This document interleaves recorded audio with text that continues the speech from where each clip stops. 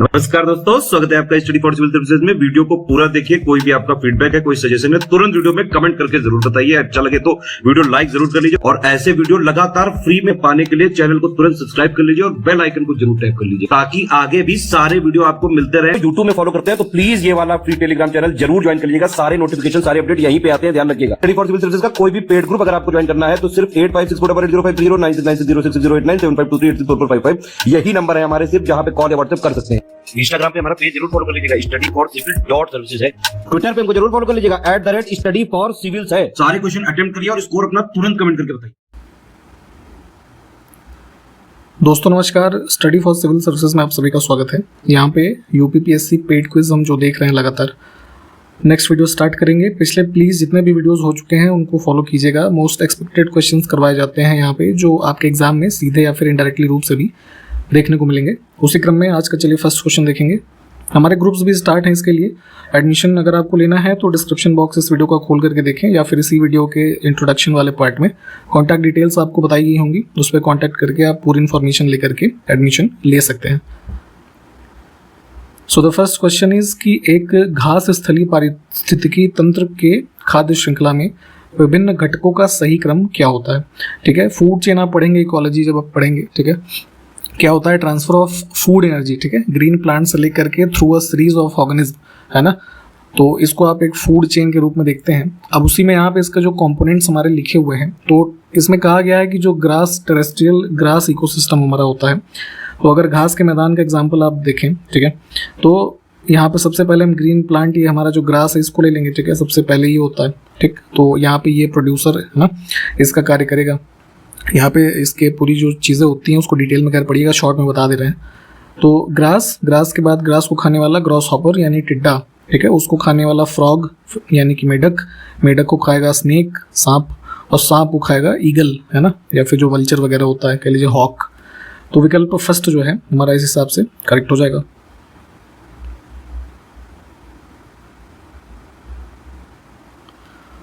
Next है पारिस्थितिकी तंत्र के संबंध में सही कथन इसमें देखना होगा। ठीक है, दो स्टेटमेंट हमारे पास है। तो देखिए, अब जैसे इकोसिस्टम के बारे में अगर हम दोनों स्टेटमेंट देखें तो स्वपोषी स्तर पर उत्पादन को प्राथमिक उत्पादकता कहा जाता है। ठीक है, प्राइमरी प्रोडक्टिविटी, सेकेंडरी प्रोडक्टिविटी, इन सब के बारे में डिटेल में पढ़िएगा। तो प्राइमरी प्रोडक्टिविटी क्या है, स्वपोषी यानी कि जैसे हम एग्जांपल ले लें इसका, फोटोसिंथेसिस करने वाले जो हमारे प्लांट्स हैं, ठीक है, इस प्रकार की जो एनर्जी प्रोड्यूस कर रहे हैं पर यूनिट एरिया में, तो वहाँ पे इसको इस हिसाब से रेफर करते हैं। तो प्राइमरी के लिए ये पहला वाला स्टेटमेंट भी ठीक है, और द्वितीयक उत्पादकता का संदर्भ परपोषी स्तर के उत्पादन से है। ठीक है, तो जो सेकेंडरी लेवल पे हमारा होस्ट लेवल प्रोडक्शन है उससे संबंधित होता है। तो ये वाला कथन भी ठीक है।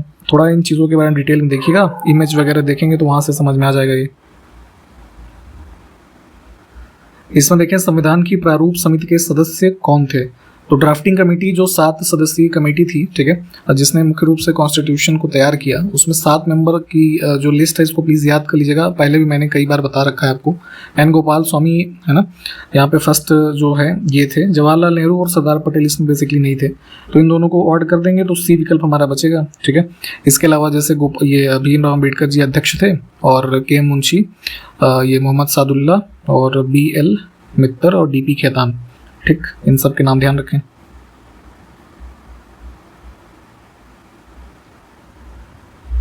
नेक्स्ट है बोगस कोई शिलालेख में कितने वैदिक देवताओं का उल्लेख मिलता है।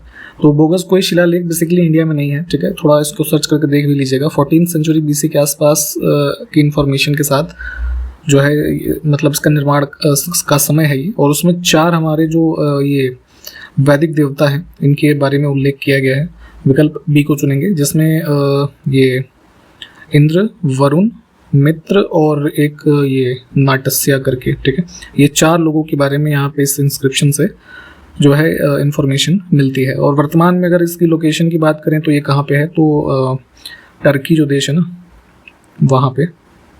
ठीक, भीतरगांव का मंदिर कहाँ पर स्थित है, तो ये उत्तर प्रदेश के कानपुर में है, कानपुर नगर। नेक्स्ट है राज राजेश्वर मंदिर किस शैली में निर्मित किया गया है। तो ये वाला मंदिर कहाँ पे है, केरला में कन्नौर डिस्ट्रिक्ट है। ठीक, और भगवान शिव को समर्पित है। तो साउथ इंडिया के जो मोस्टली टेम्पल्स हैं किस आकृति में, मतलब किस शैली में बने हैं, तो द्रविडियन। ठीक। नेक्स्ट है बोरोबुदुर महायान बौद्ध मंदिर कहाँ पर स्थित है। तो यहाँ इंडोनेशिया में जावा आइलैंड जो है, ठीक है, तो वहाँ पे देखेंगे करीब 8th और 9th सेंचुरी के बीच में एक शैलेंद्र डायनेस्टी करके होती थी, ठीक है, उनके शासनकाल में इसका निर्माण किया गया है। ठीक।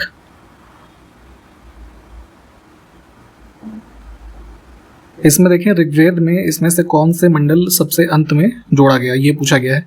तो ऋग्वेद में जैसे आप 10 मंडलों के बारे में पढ़ते हैं which are detailed type of books, ठीक, तो यहाँ पे पहला और 10वां, ठीक है, जो काफ़ी बड़े मंडल या इन्फॉर्मेशन के साथ हैं, इनको आफ्टरवर्ड्स यानी कि लास्ट में जोड़ा गया है। तो इसमें विकल्प बी को चुनेंगे। नेक्स्ट है ऐतरेय तथा कौशितकी किस वेद का ब्राह्मण ग्रंथ है। तो ब्राह्मण ग्रंथ भी लिस्टिंग्स देखिएगा, ऐतरेय और कौशितकी की बात करें तो ये ऋग्वेद से संबंधित है। ऋग्वेद पांडुलिपि किस वर्ष में UNESCO memory of the world register में शामिल की गई थी। तो यहाँ पे 2007 में इसको यूनेस्को की जो जैसे वर्ल्ड हेरिटेज लिस्टिंग वगैरह आप देखते हैं, तो वैसे ही एक इनका memory of the world register है, ठीक है, उसमें ऋग्वैदिक मैन्युस्क्रिप्ट्स जितनी हैं उसको इंक्लूड किया गया था। Option D. कुछ पुस्तकों के बारे में भी पूछा जाता है, उसमें से एक परिशिष्ट पर्वत की रचना किसने की है ये पूछा गया है।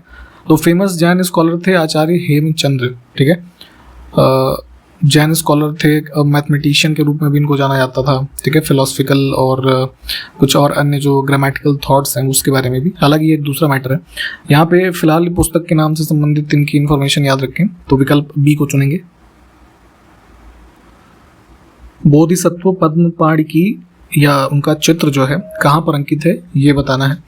तो अजंता केव्स में देखेंगे केव नंबर 1, ठीक, यहाँ पे ये चित्र अंकित किया गया है या बनाया गया है, विकल्प बी। इसमें हमारे पास 2 लिस्टिंग है, मैच करना है। यहाँ पे कोड्स के ऊपर ऐसे ABCD लिख लीजिएगा, ठीक है, उसके हिसाब से नीचे नीचे ऐसे देखेंगे समझ में आएगा आपको। ऑप्शन सी के हिसाब से ये बेसिकली हमारे जो 16 महाजनपद थे उनमें से ही 4 हैं और उनकी कैपिटल लिखी है उनके सामने, ठीक है। तो यहाँ पे ऑप्शन डी के हिसाब से मैच कीजिएगा 3, 4, 1, 2।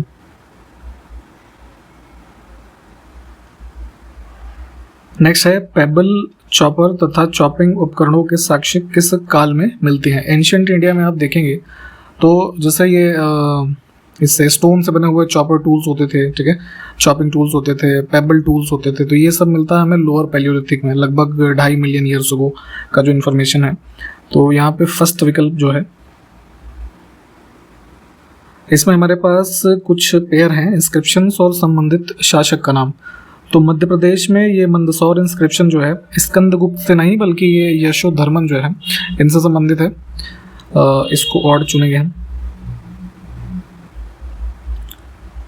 भारत में मानव का सर्वप्रथम साक्ष्य कहाँ से मिलता है, ठीक है, तो 1980s में ये जियोलॉजिकल सर्वे ऑफ इंडिया ने कुछ फॉसिल्स प्राप्त किए थे जो नर्मदा रिवर है, तो नर्मदा रिवर वैली से, है ना, जो कह लीजिए अर्लीस्ट एविडेंस ह्यूमन्स के एग्जिस्टेंस के मिले हैं, ठीक है, वो यहाँ से मिले हैं।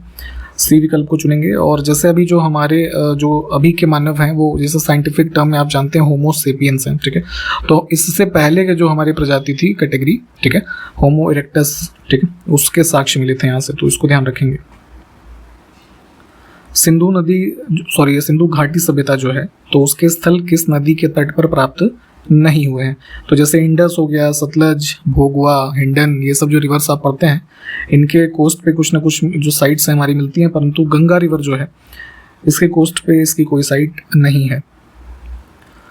हड़प्पा स्थल कोट दीजी उस सभ्यता के निम्नलिखित में से किस प्रमुख स्थल के समीप स्थित है। तो ये मोहनजोदड़ो की जो साइट है उसके ईस्टर्न डायरेक्शन में कोट डीजी की जो है लोकेशन है, विकल्प फर्स्ट। मनुस्मृति में कितने प्रकार के विवाह का वर्णन किया गया है ना, काइंड ऑफ लॉ की पुस्तक के रूप में आप मनुस्मृति को जानते हैं, उसके हिसाब से देखें तो 8 प्रकार के विवाहों के बारे में जानकारी दी गई है, ठीक है। कौन कौन से, जैसे ब्रह्म, दैव, अर्श, फिर जैसे प्रजापत्य विवाह होता था इसके हिसाब से असुर, गंधर्व, राक्षस और पैशाच, ठीक। इसमें देखिए निम्नलिखित में से कौन शुक्ल यजुर्वेद की संहिता है।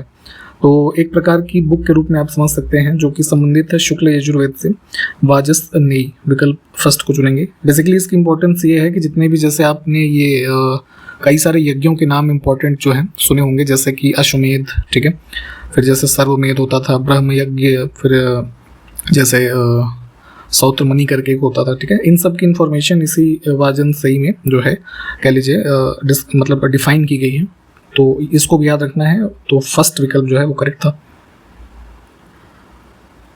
नेक्स्ट है रथ मूसल तथा महाशिलाकंटक, ये दो हथियारों के नाम हैं। तो इसका प्रयोग किसने किया था? तो हर्यंक डायनेस्टी में आप अजातशत्रु को देखते हैं, ठीक है, तो इनके द्वारा इस्तेमाल किए गए ये वेपन्स थे। अच्छा, ये जो है इस प्रकार के वेपन्स थे। आधुनिक रूप से क्या कोई ऐसा वेपन है? अगर है तो कुछ बताइए, जरा कमेंट करिए इसके बारे में। निम्नलिखित को सुमेलित करना है। दो लिस्टिंग्स हमारे पास फिर से हैं, बहुत ही फेमस पुस्तक हैं और मतलब अक्सर ही पूछी जाती है। आप यूपीपीएससी में देखेंगे, ये सब फेवरेट टाइप ऑफ जो है बुक्स हैं। तो उनके लेखक का नाम, तो जैसे अब इसमें अष्टाध्यायी के लेखक कौन है, ठीक है, पाणिनि, विशाख दत्त जो है मुद्रा राक्षस के हो गए, बाणभट्ट हर्षचरित है ना, राजतरंगिनी कल्हड़, तो सी विकल्प के हिसाब से इसको मैच कर लेंगे। कंदरिया महादेव मंदिर किस शैली में बनाया गया है? तो विद्याधर शासक के शासनकाल के दौरान इसका निर्माण किया गया नागरा स्टाइल में, ठीक है, जो नॉर्दर्न हमारा इंडिया का टेम्पल आर्किटेक्चर स्टाइल था। विकल्प सी को चुनेंगे। अच्छा, ये कहाँ पे लोकेटेड है जरा बताइए, पहले एक बार बताया गया है ये। किस गुप्त शासक को उसके सिक्कों पर वीणा बजाते हुए दर्शाया गया है? ठीक है, वीणा जो एक वाद्य यंत्र होता है उसको बजाते हुए दिखाया गया है समुद्रगुप्त को, है ना, ऑप्शन फर्स्ट। इसमें क्या सुमेलित नहीं है? कुछ फॉरेन ट्रैवलर्स के नाम लिखे हैं और किस शासक के शासनकाल में वो आए। तो निकोलो कोंटी की बात करें, इटालियन ट्रैवलर था ये 15th सेंचुरी में, है ना। तो संगम डायनेस्टी में देवराय फर्स्ट के शासनकाल में आया था ये, कृष्ण देवराय नहीं होगा। वक्राकार ईंटें किस सिंधु स्थल से प्राप्त हुई थी, ये बताना है। तो कई सारे एविडेंसेस जो अलग अलग साइट से मिले हैं, उसमें से ही एक अब ये है जैसे कि कर्व्ड ब्रिक्स जो हैं ये हमें मिली थी बेसिकली यहाँ से, चनहुदड़ो से, ठीक है, सिंध। उज्जैन का प्राचीन नाम क्या था, ये बताना है। तो यहाँ पे अवंतिका नाम से बेसिकली ये जाना जाता था और अवंतिका की कैपिटल होती थी उज्जैनी, है ना। तो लेटर ऑन उसी से कह लीजिए एक तरीके से ट्रांसफॉर्म होकर के वर्तमान में आप इसको जो है इस नाम से जानते हैं। हाइडेस्पीस का युद्ध किस नदी के तट पर लड़ा गया था, ठीक है। तो